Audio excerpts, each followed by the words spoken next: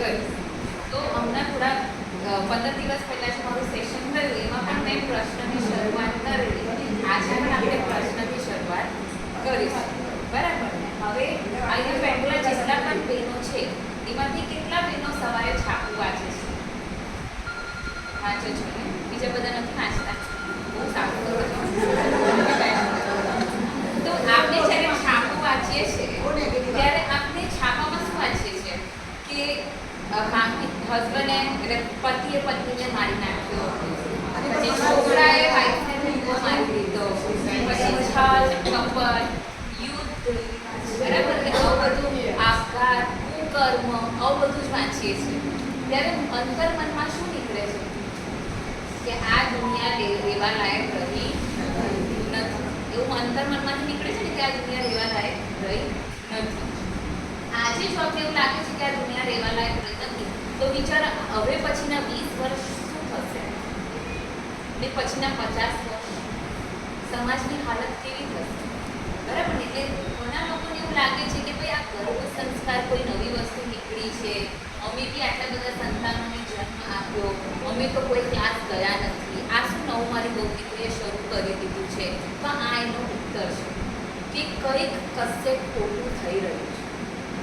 આ જે બધા આતંકવાદીઓ છે એ કોઈ બીજા ગ્રહ પરથી આવીને અહીંયા આતંક ફેલાવીને પાછા ચાલ્યા જતા નથી. એ આપણા અને તમારા જેવા ભૂખે જન્મેલા બાળકો જ છે જે આતંક ફેલાવી રહ્યા છે, કુકર્મ કરી રહ્યા છે, આપઘાત કરી રહ્યા છે. આ બધા આપણા જ ગર્ભથી જન્મેલા બાળકો છે. તો કશે ભૂલ થઈ રહી છે. એટલે આજે નહીં પણ આવનારા 20 વર્ષ 50 વર્ષ જો સુધારવા હોય ને તો આ બધાનું એક મૂળ છે ગર્ભ સંસ્કાર. આપણે શું વિચારીએ છીએ કે બાળક મોટું થશે ને ત્યારે એને સંસ્કારિત કરીશું, પણ આજે 30 મિનિટમાં તમને ખબર પડી જશે કે સાચા સંસ્કાર ક્યાં પડવા જોઈએ. બરાબર ને? એટલે આજે આપણે ધ્યાન જાય છે કે ભાઈ ગર્ભ સંસ્કારની અતિ જરૂર છે. જો સમાજમાં કોઈ સુધારો કરવો હોય કે સમાજમાં કોઈ સાત્વિક બદલાવ લાવવો હોય તો શરૂઆત ગર્ભથી જ કરવી પડે. નહીં તો પછી શક્ય જ નથી કે ભાઈ આપણે એને બદલાવીએ. આપણે પરમ શાંતિ જાળવીશું, નહીં તો મારું છું ને તે ટેમ્પો મૂકી જશે. પરમ શાંતિ જાળવીશું. ચલો અંદર અંદર બધી વાત પછી કરીશું. ઓકે? એટલે છે ને તે આપણે આનાથી આપણે ખબર પડી છે કે ગર્ભ સંસ્કારની અતિ જરૂર છે. હવે ગર્ભ સંસ્કાર શું છે? તો 2 શબ્દથી બનેલું છે. ગર્ભમાં પલી રહેલા શિશુને આપણે જે પણ સંસ્કાર શીખીએ છીએ એ ગર્ભ સંસ્કાર છે. તો ઘણા દાંપત્ય મારી પાસે આવે ને મને પૂછે કે આપણે ગર્ભ સંસ્કારની શરૂઆત ક્યારથી કરવી જોઈએ? તો મારો ઉત્તર એવો છે, હવે આ સાંભળવા જેવું છે. જો તમારા ઘરમાં છોકરી બહુ બધા હોય તો મારો ઉત્તર એવો છે કે જ્યારે પણ પતિ અને પત્નીને એવું થાય છે કે અમારે માતા પિતા બનવું છે ત્યારથી જ ગર્ભ સંસ્કારની શરૂઆત થઈ જવી જોઈએ. બરાબર? કેમ? કારણ કે એ પછીના સમયમાં જે પણ આચાર વિચાર વાણી વર્તન વ્યવહાર આહાર અને વિહાર પતિ પત્નીના રહેશે એની અસર સ્ત્રી અને પુરુષ બીજ પર પડે અને એ જ બીજ વપરાય છે બાળક બનાવવા. એટલે બીજ માટે શું કહેવામાં આવ્યું છે? આપણે એવું લાગે કે એમાં શું છે, ભગવાને જે આપ્યું આપણે લઈ લઈશું, એવું નહીં હોવું જોઈએ. બરાબર ને? બીજ કેવી વસ્તુ છે? હિન્દીમાં એક કહેવત છે कि अगर आम के बीज डालोगे तो मीठे फल पाओ और अगर बावल के बीज डालोगे तो कांटे पाओ. એટલે તમે જેવા બીજ નાખશો ને તમને એવું જ સંતાન મળશે. જરા પણ આમ કે તેમ થવાનું નથી. ગુજરાતીમાં પણ એક કહેવત છે કે સુધારો હંમેશા બીજમાં થાય, વૃક્ષમાં નહીં. એટલે એક વખતે વૃક્ષ બની ગયું પછી એમ કહો કે ભાઈ હા હવે બાવળ પર મીઠા મીઠા ફળ લાગવા જોઈએ તો શક્ય જ નથી. બરાબર છે? એટલે આ થઈ બીજની મહત્વ. આના પછી થાય છે, આના પછી જે કાર્યક્રમ થાય છે એ છે બીજા રોપવા. અને એ પણ કેટલો મહત્વનો સમય છે એ જાણવા જેવું છે. હું આપણા જ શાસ્ત્રમાંથી એક કથા લાવી છું આજે તમને કહેવા માટે. બધાએ જ મહાભારત જોયું છે? હંમેશા બધાએ મહાભારત જોયું જોઈએ, કોઈ વાંચી નથી. બરાબર? મહાભારત બધાએ જ જોયું. હવે મહાભારતમાં કેવું છે કે મહાભારતમાં રાણી સત્યવતી યાદ આવે? એમનો એક પુત્ર વિચિત્રવીર, એમની 2 પત્ની અંબિકા અંબાલી. બરાબર? હવે વિચિત્રવીર્ય છે બાળક આપવાની ક્ષમતા ધરાવતા નહીં હતા. એટલે રાણી સત્યવતીને થયું કે આવું તો ચાલે જ નહીં, વંશ મેળો તો આગળ વધારવો પડે ને આપણે બરાબર. એટલે સીધા પહોંચી ગયા વેદવ્યાસજી પાસે. બરાબર. જે રચેતા છે વેદવ્યાસજી મહાભારતના, એમને જ મદદ કરી. બરાબર. એમને બધી વ્યાખ્યા કરી રાણી સત્યવતી કે ભાઈ આવું છે, અમારે તો તમે પરમ જ્ઞાની, તમે પરમ શક્તિશાળી, તમારે મારી મદદ કરવી પડશે, અમારું કુળ આગળ વધારવું પડશે. મેં કીધું સારું, હું તપસ્યામાં બેઠો છું, જે દિવસે ગ્રહ નક્ષત્ર ભેગા થાય મને બોલાવજો. ગ્રહ નક્ષત્ર ભેગા થાય એટલે સિપાહીઓ બોલાવા ગયા. જેવા સિપાહીઓ બોલાવીને આવ્યા, પહેલો વારો હતો અંબિકા. બરાબર. અંબિકા તો જોતા જ બી ગયા. એટલા બધા બી ગયા કારણ કે જો કોઈ વ્યક્તિ તપસ્યામાં બેસે તો એની સમયનું ભાન ન એવું મેં શાસ્ત્રમાં વાંચ્યું છે કે વાળ બહુ લાંબા થઈ જાય અને રેતીમાં લોટપોટ હોય, માટીમાં લોટપોટ હોય. એટલે જેવું અંબિકા રાણી તરીકે ઉછળ્યા તો એમને એવું બધું જોવાના આદિ હતા નહીં. એટલે જેવું એમને જોયું ને એટલે બી ગયા અને પછી જે શક્તિ એમને અર્પણ કરવામાં આવી એનાથી વધારે બી ગયા અને એમને આંખો બંધ કરી. અને ત્યાર પછી જે સંતાનનો જન્મ થયો એ રાજા ધૃતરાષ્ટ્ર. જન્મથી જ અંત હતા. પછી વારો આવ્યો અંબાલિકા. એ પણ જોઈને બી ગયા, ઠંડા પડી ગયા, પસીના થઈ ગયા, પીરા પડી ગયા, હક્કા બક્કા રહી ગયા. એમના ગર્ભે પુત્રનો જન્મ થયો એ રાજા પાંડુ. પહેલાથી જ બીમારીગ્રસ્ત હતા અને બહુ જ જલ્દી મૃત્યુ પામ્યા બીમારી માટે બીમાર. હવે શું થયું, તે જ સમયે અંબિકા અને અંબાલિકાની છે ને સેવિકા પણ ત્યાં જ હતી. એટલે વેદવ્યાસજીને તો કંઈ ખબર જ નથી. એમને તો અમારી મદદ કરજો. એને કે 2 સ્ત્રી કે 3 સ્ત્રી, મારે તમારી શક્તિ અર્પણ કરવાની. એમને તો એક સ્ત્રીને પણ શક્તિ અર્પણ કરી. જ્યારે આ 2 સ્ત્રીને શક્તિ અર્પણ થઈ રહી હતી ને ત્યારે એ સેવિકાના મનમાં એવા ભાવ ઉત્પન્ન થયા કે કાશ મને આ શક્તિ મળી હોતે. એ શારીરિક રીતે પણ એકદમ સ્થિર હતા અને માનસિક રીતે પણ એકદમ તૈયાર હતા આ શક્તિ ગ્રહણ કરવા. એ મનોસ્થિતિ કામ કર્યું. એમને જે શક્તિ મળી એમને પણ શક્તિ આપી દીધી. એમને પણ બાળક જન્મ્યું. એ થયા રાજા વિદુર. શરીરથી પણ એકદમ સ્વસ્થ 2 રાજાના કમ્પેરિઝનમાં અને મનથી એટલા બધા હોશિયાર કે એમને યુદ્ધથી દૂર રાખ્યા. કે જો તમે યુદ્ધમાં જેનો પણ ભાગ લે, જેના ભાગમાં આવશો ને તમે જ એ જીતી જશે, એ પક્ષ જીતી જશે. એટલે એમને યુદ્ધથી પણ દૂર રાખવામાં આવ્યું. બરાબર ને. કે એટલા હોશિયાર બાળકને જન્મ આપ્યો. એટલે બીજા કોઈપણનો જે સમય છે, એટલે ઘણા લોકો આપણા સમાજમાં કંઈ ફરતી વખતે પ્લાન કરી લેજો કે પછી બાળક લઈને આવજો. પણ એ સમયે તમારી સ્થિતિ કેવી છે, તમારું વાતાવરણ કેવું છે, એની પણ આટલી બધી ગેરની અસર પડે. આ કથાથી તમે સમજી ગયા. શોર્ટ. હવે સમય આવ્યો ગર્ભ સંસ્કારનો. જે 9 મહિના આપણે ગર્ભ સંસ્કાર કરવાના છે એ કેટલું મહત્વપૂર્ણ છે ને હું એકદમ સામાન્ય ઉદાહરણ લાવી છું જે તમારા જેવા વ્યક્તિને એકદમ સમજ પડે. તો આપણે બજારમાં જઈએ, બધા બજાર જઈએ છીએ. હા, આપણે બધા બજારમાં જઈએ અને 50 રૂપિયા આપીને કે બટાકા પેક કરી દેવું કરીએ. એક બટાકું આપણે લઈએ આપના હાથો એને લઈને ઘરે આવી. એક સમયની સબ્જીમાં આટલો બધો વિચાર, વિવશ, ચીવટા બરાબર રાખીએ છીએ કે નથી રાખતા? આખું બાળક બનાવી દઈએ છીએ. બીજા રોપણનો સમય આવે ધ્યાન આપતા નથી. બીજની ઉપર કામ કરવાનો સમય આવે ધ્યાન આપતા. 9 મહિના જ્યારે બાળક ગર્ભમાં ફરી રહ્યું છે ત્યારે પણ ધ્યાન જે ભગવાન આપે સ્વીકારે. પણ બટાકું તો જોઈને લેવાનું. બગડેલું હોવું જોઈએ નહીં. પણ બાળક તમને સમજાય છે કે સમયની મહત્વતા.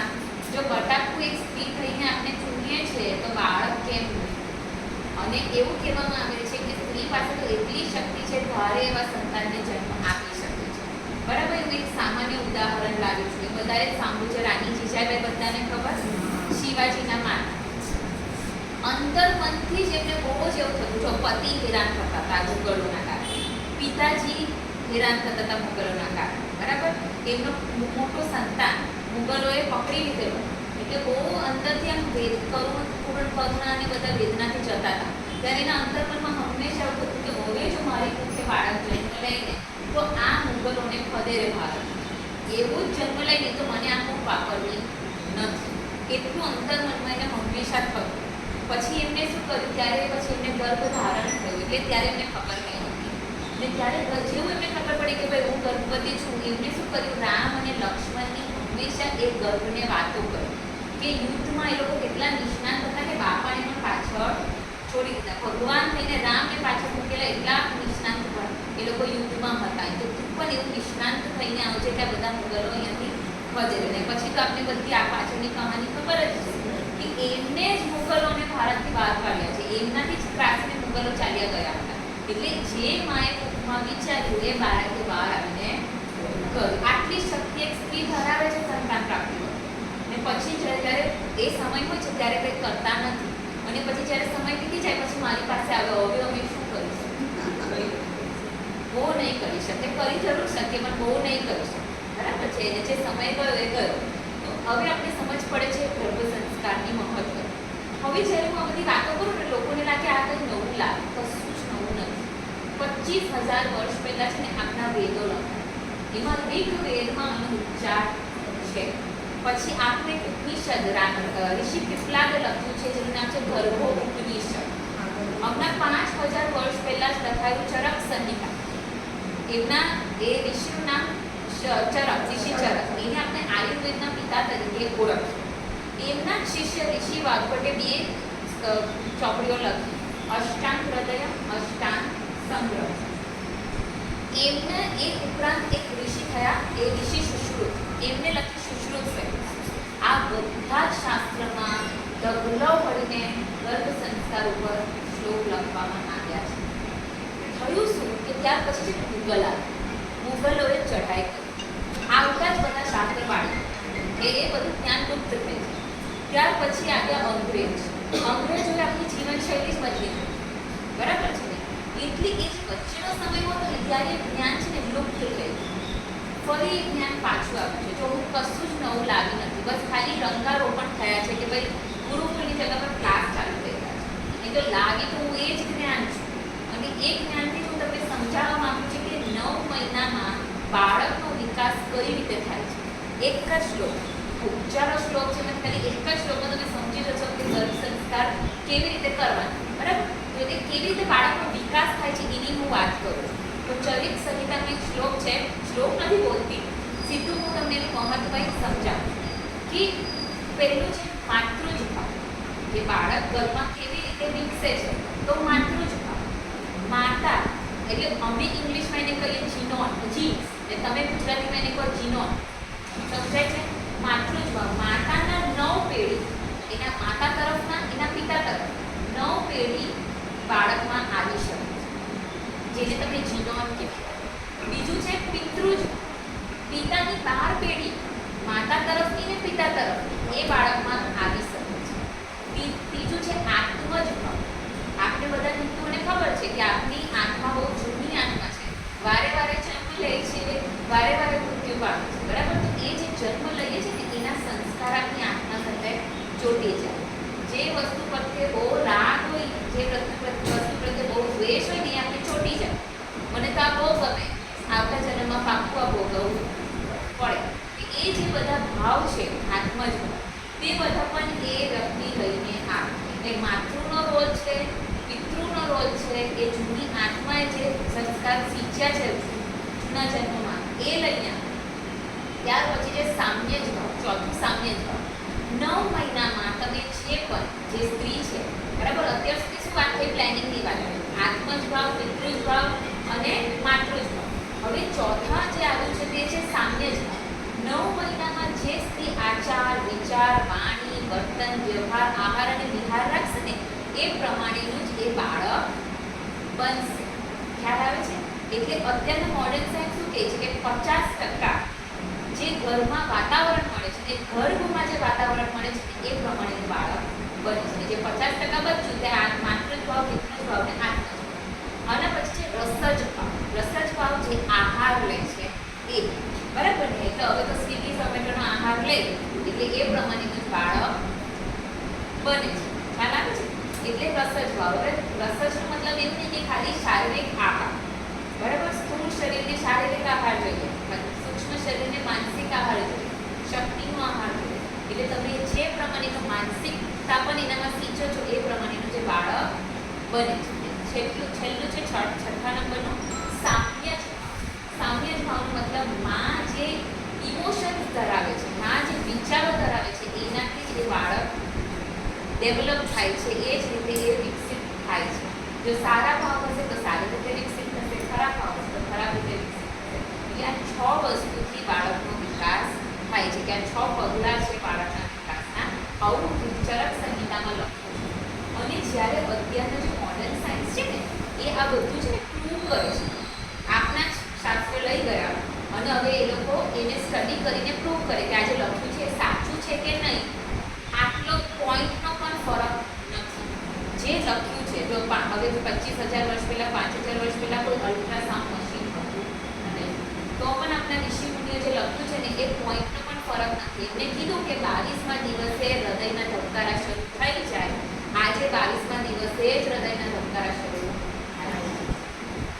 એટલું બધું ચીપોટાઈથી લખીને ગયા છે. એટલે બધું છોડીને મને લાગે શાસ્ત્ર વાંચી લો બધું આવડી જશે. બરાબર, તમે પણ એક્સપર્ટ થઈ જશો. ના હા, એના માટે હું તો લખનઉ યુનિવર્સિટીથી છે ને તે ગર્ભ સંસ્કારનો કોર્સ કર્યો છે મેં. અને પછી એટલે તમારી સામે પૂછું રિયલીમાં હું એક એક્સપર્ટ છું ગર્ભ સંસ્કારની. ત્યાં અમને એક જ સબ્જેક્ટ હતો વૈદિક ગર્ભ સંસ્કાર. એમને જ એટલું બધું શીખવી દીધું ને મને લાગે બધું મોડર્ન ગર્ભ સંસ્કાર તો સાઈડ ખરા, વૈદિક ગર્ભ સંસ્કાર એટલું સારી રીતે અમને ત્યાં આપ્યું ગર્ભ સંસ્કાર. હવે જે મોડર્ન સાયન્સે પણ ઘણી બધી વસ્તુઓ પ્રૂવ કરી છે. અત્યારનું જે વિજ્ઞાન છે આધુનિક વિજ્ઞાન તેને પણ ઘણી બધી વસ્તુઓ પ્રૂવ કરી છે. એ પણ તમારી સમક્ષ જલ્દીથી મૂકવા માંગુ છું. સૌથી પહેલો છે માનસિક વિકાસ. બરાબર, બાળક જ્યારે માના ગર્ભમાં હોય ને ત્યારે જ બાળકનો 80% માનસિક વિકાસ થઈ જાય છે. મને એવું લાગ્યું કે મને માઇક મળશે એટલે હું એ પ્રમાણે તૈયારી કરીને આવી, પણ તેમ છતાં પણ જો હવે મારા હાથમાં મારો મોબાઈલ હતો, બરાબર, હું મોબાઈલ છોડી દેતો તો શું થશે? પડી જતો. કેમ? ઉપર નહીં જતે, પડતે. કેમ?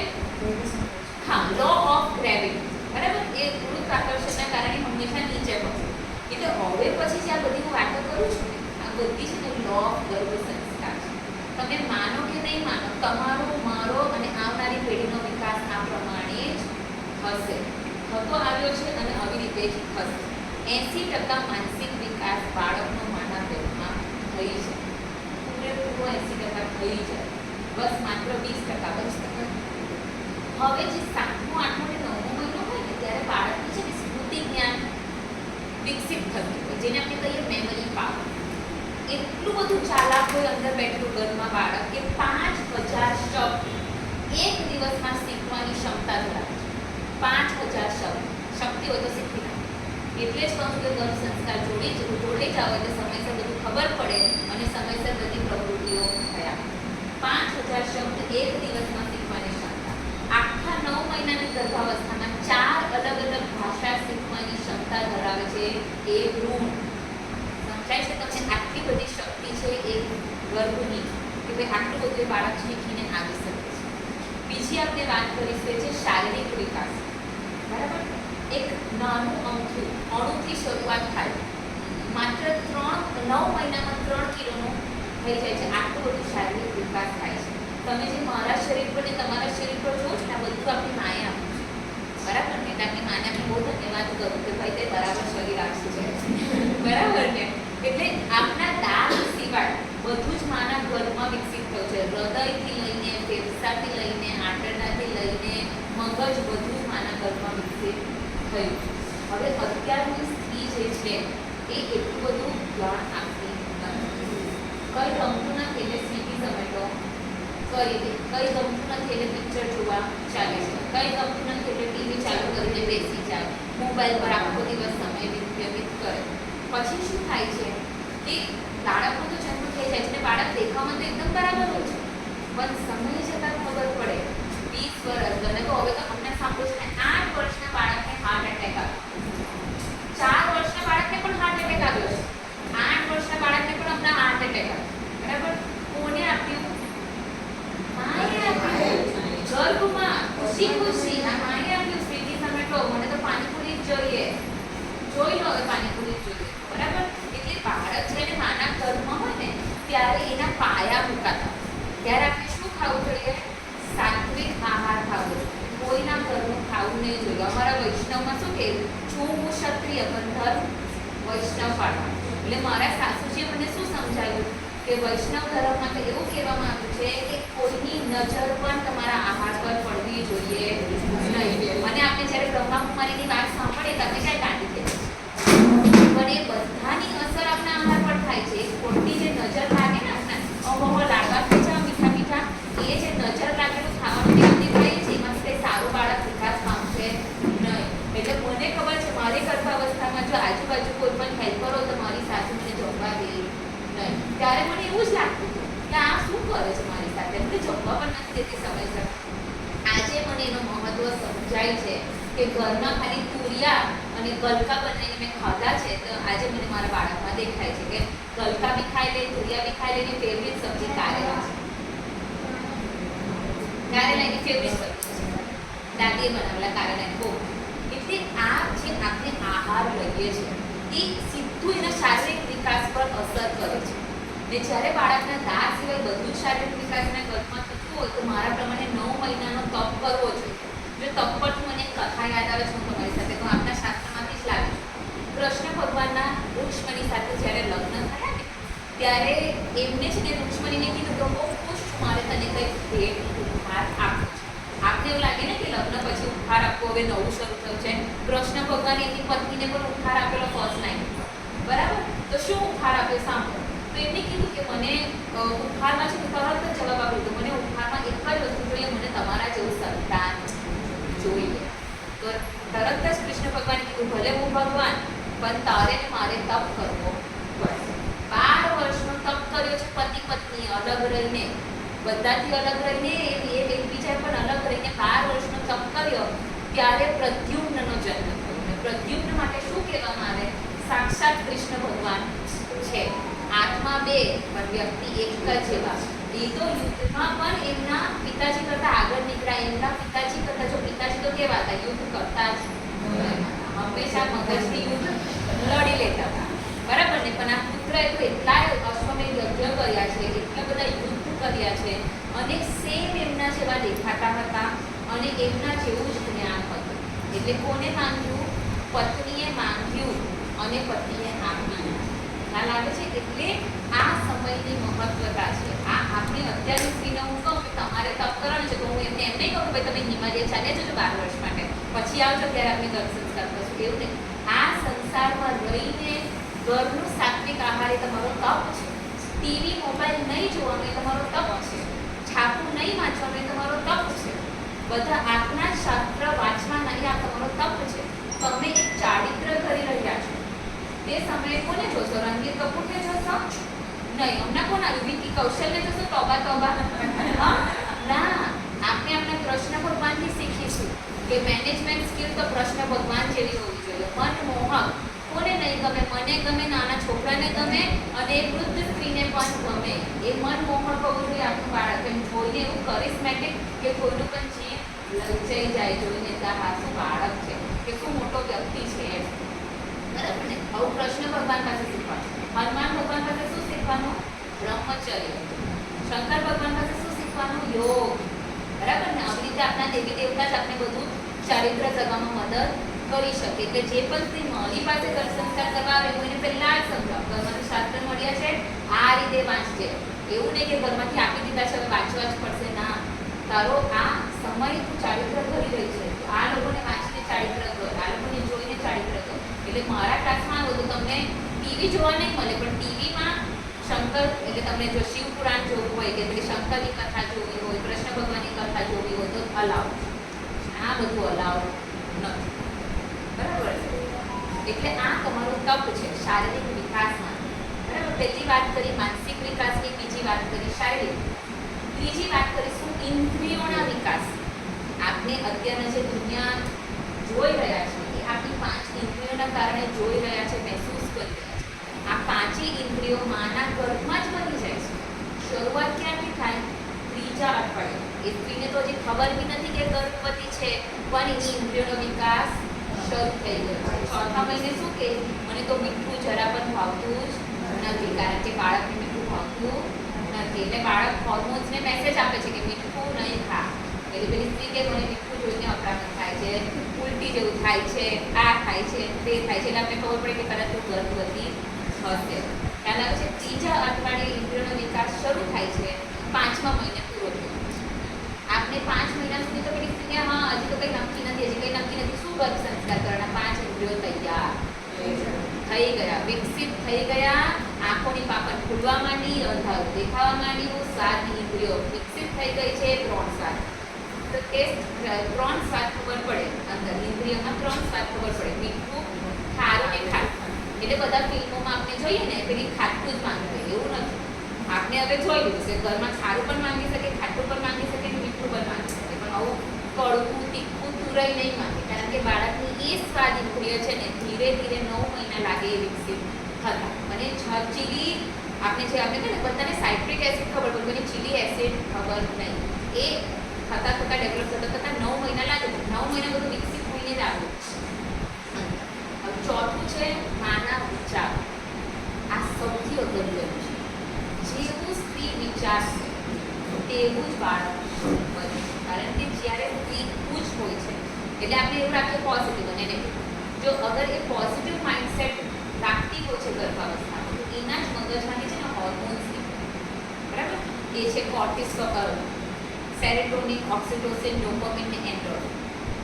એના હોર્મોન્સ પર, અને એ હોર્મોન્સ જે બાળક બને ને શ્રેષ્ઠમાં શ્રેષ્ઠ બાળક બને. એટલે આપણે શું કરીએ 5મા મહિને સીમંતોનયન સંસ્કાર, કારણ કે 5મા મહિને છે ને તે મગજનો સૌથી વધારે વિકાસ થતો હોય છે. એ સ્ત્રી ખુશ રહે એટલે એ સંસ્કાર 5મા મહિને રાખવામાં આવે. અને બીજું કારણ એ છે આ છે આપણો સીમંત પોઈન્ટ, અહીંયાથી લઈને અહીંયા સુધીનો આપણો સીમંત પોઈન્ટ છે. આપણે જેને શિખા કહીએ ને ત્યાં સુધીનો સીમંત પોઈન્ટ છે. એ 5મા મહિને રોજ વિકાસ પામશે એટલે સીમંત સંસ્કાર. પણ આપણે બધા શું બોલીએ શ્રીમંત સંસ્કાર, શ્રીમંત સંસ્કાર, શ્રીમંત નથી સીમંત. અને આપણો સીમંત પોઈન્ટ એ 5મા મહિને સૌથી વધારે વિકાસ. હા, શ્રીમંતનો સાચો મતલબ પૈસાવાળા, અને સીમંત એટલે જે સંસ્કાર, ત્રીજા નંબરના હિન્દુના સંસ્કાર. જો સમય હોય તો આપણે એ પર વાત કરીશું. પહેલા હું આમ વિચારોની વાત કરું. અને એનું ઓપોઝિટ, જે જો નેગેટિવ વિચાર કરે ને તો એમાંથી કોર્ટિસોલ અને એડ્રેનાલિન નીકળે, અને એમાંથી હોર્મોન્સ બને. એ હોર્મોન્સ કંઈ બરાબર બનેલા હોતા નથી. ને મેં તમને હમણાં જે કીધું ને માએ આપ્યું, પોતાનો અહમ જાળવવામાં માએ આપ્યું ખુશી. પછી જોઈએ છે કે 30 વર્ષ, 40 વર્ષ, 50 વર્ષ હાર્ટ એટેક, ડાયાબિટીસ આવી જાય છે, બ્લડ પ્રેશર આવી જાય છે. ને છેલ્લા તો બધાને ખબર જ છે કે આ નાના બાળકોથી લઈને મોટાને શું આવે છે, કોને આપ્યું છે? ઘણા હદ સુધી માએ આપ્યું. એટલે અહીંયા ચેતી જવાનો સમય છે કે આપણે ચેતી જઈએ, બરાબર? આ ગર્ભ સંસ્કારનું મહત્વ છે. હવે આપણી પાસે થોડો સમય હોય તો આપણે વાત કરી શકીએ છીએ, 5 મિનિટ પણ નહીં લાગશે. આપણે જે હિન્દુ છે ને 16 સંસ્કાર કરાવીએ, જન્મથી મૃત્યુ સુધી 16 સંસ્કાર. સૌથી પહેલું સંસ્કાર છે ગર્ભાધાન. એટલે લોકોને લાગે ગર્ભાધાન એટલે ગર્ભધારણ કરીએ પછી જઈશું, એવું નહીં. ગર્ભાધાન એટલે ગર્ભધારણ કરવા પહેલાના સંસ્કાર. ગર્ભધારણને મેં તમને બરાબર સમજાવ્યું હતું કે ગર્ભધારણ કરવા પહેલા તમારે શું કરવું જોઈએ, બરાબર ને? બીજ ઉપર ધ્યાન આપવાનું, બીજારોપણ ઉપર ધ્યાન આપવાનું. એ પહેલું ગર્ભ સંસ્કાર, એને ગર્ભોધાન સંસ્કાર. બીજા નંબરનો સંસ્કાર છે પુંસવન સંસ્કાર, જ્યાં ગાયત્રી પરિવાર કરાવે છે.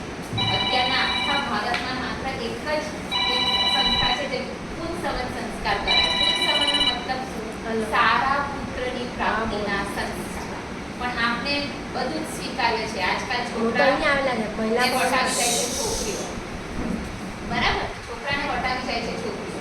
એટલે આપણે બધું જ સ્વીકાર્ય છે, પણ બરાબર હોવું જોઈએ. શારીરિક, માનસિક, આધ્યાત્મિક રીતે બરાબર હોવું જોઈએ, બરાબર? એટલે એ બીજા નંબરના સંસ્કાર અમે એવું કહીએ સુસવન સંસ્કાર, સારા સંતાનની પ્રાપ્તિના સંસ્કાર. જો તમારી છોકરીઓ ગર્ભવતી હોય તો આ સંસ્કાર જરૂર કરાવો. બાળકનો શારીરિક અને માનસિક વિકાસ સરસ થાય એના માટેના સંસ્કાર છે. પહેલા ટ્રાઇમેસ્ટરમાં, પહેલા ત્રીજા મહિનામાં કરાવી દો તો અતિ ઉત્તમ. રહી જાય તો તમે ક્યારે પણ 9 મહિનાની અંદર કરાવી શકો. આ ગાયત્રી પરિવાર કરાવે. ત્રીજા નંબરના સંસ્કાર સીમંત સંસ્કાર, સ્ત્રીને ખુશ રાખવાના સંસ્કાર. એનું સીમંત બાળકનું હોય બનતું હોય એના માટે જે કરવામાં આવે એ સંસ્કાર સીમંત સંસ્કાર. ચોથા નંબરના સંસ્કાર છે એ છે જાત કર્મ સંસ્કાર. જેવું સંતાનનો જન્મ થાય એટલે સોના અને ચાંદીની સળીથેની જીવા પર લખવામાં આવે ઓ. તે જાત કર્મ સંસ્કાર નામથી જ ખબર પડે છે જાતે કરવાના સંસ્કાર. ખ્યાલ આવે છે? એટલે ગર્ભ સંસ્કારમાં 3 સંસ્કાર આવે: ગર્ભોધાન, પુંસવન અને સીમંતન. પછી બાળકનો જન્મ થાય પછી ઘણા બધા સંસ્કાર છે. આવી રીતે જ આગળ જઈને આવશે અન્નપ્રાશન સંસ્કાર. આપણે શું કરીએ, ઘરે અન્ન બનાવી દઈએ એટલે 6ઠા મહિને ચાલુ કરી દઈએ. પણ આપણા શાસ્ત્રમાં શું લખ્યું છે કે તમે યજ્ઞ કરાવો, તમે એને સૌપ્રથમ મીઠી ખીર ખવડાવો તાકી એની વાણી મીઠી થાય. જે અન્નપ્રાશન સંસ્કાર. આપણે યજ્ઞ ન કરાવો, હા, આપણે અન્નપ્રાશન સંસ્કાર ન કરાવો તો ગાયત્રી પરિવાર અન્નપ્રાશન સંસ્કાર, વિદ્યારંભ સંસ્કાર, નામકરણ સંસ્કાર, જન્મદિવસના સંસ્કાર, યજ્ઞોપવિત સંસ્કાર, પછી આપણે જે ગ્રહ શાંતિના સંસ્કાર બધું જ વિના મૂલ્યે કરાવે છે. વિના મૂલ્યે. એટલે હું ક્લાસમાં આ જ ગાયત્રી પરિવારને બોલાવીને મારી છોકરીઓને પુંસવન સંસ્કાર કરાવું. એટલે આવી રીતે 16 સંસ્કાર છે. તે 16 સંસ્કારની પૂજા હંમેશા કરાવવા જોઈએ. હવે મેં તમને જે અવેરનેસ આપી, બરાબર, તો આપણા સમાજમાં જે હું જોઉં છું એ તમને જણાવજો. જરા કટાક્ષ કહું છું કે જ્યારે કોઈ સ્ત્રી ગર્ભવતી થાય એટલે બસ એના આહાર ઉપર જ ધ્યાન આપવાનું. આમ લાંબુ લિસ્ટ આપે બધા જે સગા સંબંધી આવે ને આ ખાજે ને આ નહીં. પણ આજે તમે સમજ્યા કે માત્ર શારીરિક વિકાસ નથી થતો, એ ઉપરાંત એનો માનસિક વિકાસ પણ થાય છે, આધ્યાત્મિક વિકાસ પણ થાય છે અને લાગણીઓનો પણ વિકાસ થાય છે. તો એને આહાર નહીં આપવાનો ને. શારીરિક વિકાસ પરિપૂર્ણ થાય છે, માનસિક વિકાસ પરિપૂર્ણ થાય છે, એ કોણ જોશે? એટલે યોગ સંસ્કારની એટલે આટલી બધી જરૂર પડી છે, કારણ કે આપણે આ જ્ઞાન નથી અને પછી આમાં જ બાળકનો વિકાસ થઈ જાય છે. એટલે બાળકનો જો અતિ ઉત્તમ વિકાસ કરવો હોય તો મારા પ્રમાણે આનાથી અતિ ઉત્તમ ભેટ હોય. એટલે અહીંયા બધી સાસુ અને મમ્મી દેખાય છે એટલે હું તમને વિનંતી કરું કે જો તમારી વહુ અને દીકરીનો જો આ સમય આવે ત્યારે તમે સીમંત સંસ્કાર કરાવો છો તો કેટલું ધન આપો છો એને? આપો છો ને? તમારું 10-20% આપી દો છો ને. એની સાથે સાથે આ ગર્ભ સંસ્કારની ભેટ આપજો. જો સીમંત સંસ્કાર તો યાદગીરી બનીને લઈ જશે, પણ આ ગર્ભના સંસ્કાર તમે મળી જશો પણ નચીને મળશો કે આ સંતાન બરાબર છે, નચીને હું જઈ શકું છું આ ધરતી પરથી, કારણ કે આ એકદમ ગર્ભ સંસ્કાર કરેલું બાળક છે. એટલે આ અતિ ઉત્તમ ભેટ છે જે તમે તમારા બાળકને આપી શકો. તો હું હવે મારી વાણીને વિરામ આપીશ.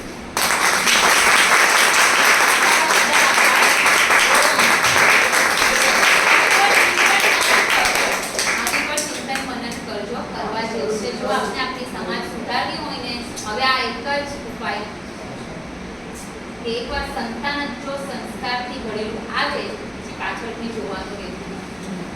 અને મારું સંતાન સાચે એ એક ઉદાહરણ છે. મને ખાલી 20 અને 30% જ આના માટે ખબર હતી. એના પછી હું ક્લાસીસ ગઈ 70% જાણી, પણ હું ગર્વથી કહી શકું કે હું બહુ સારા સંતાનને મેં જન્મ આપ્યો છે, જેને મને ક્યારેક જોવો જ નથી પડતો. બધું જાતે જ એનું ઓટો પાયલટ મોડ પર થતું. હું તો અહીંયા ચાલ્યા 4:30 વાગે એટલે ક્લાસ, 5 અહીંયા તો ક્લાસ, ત્યાં તો ક્લાસ. એવી રીતે બધું હોમવર્ક બી જાતે કરી લે, બધું જાતે કરી એવું છે. એટલે મેં તો ખાલી 20 ને 30% જ કર્યું છે. હા, હવે તમે વિચારો જે બધી મારી છોકરી છે 100% વાળી, એ લોકોનું તો તમે જે સાંભળો ને બધા એક પરચત આપણે થાય તમારા માનવામાં નહીં. એ તો જેને કર્યું હોય ને એ જ બીજી સ્ત્રી સમજી શકે કે હા આ 10 મહિનામાં બોલતું હશે, 100% બોલતું હશે કે મારું બોલવા લાગતું. એટલે તમને ના સમજાય, આપણે અહીંયા વિરામ મૂકીશું. બરાબર?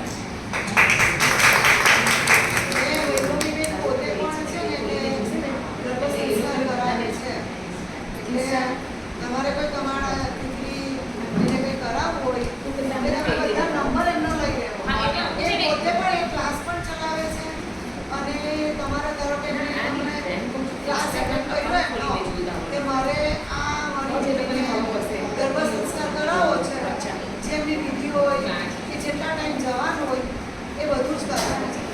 જો તમને જો ઇન્સ્ટાગ્રામ પર મને ફોલો કરવી હોય ને તો છે ને તમે અહીં ઇન્સ્ટાગ્રામ આઈડી લખો એટલે ત્યાં તારે કરી જાય પ્રવૃત્તિઓ. આજે તો આપણે ખાલી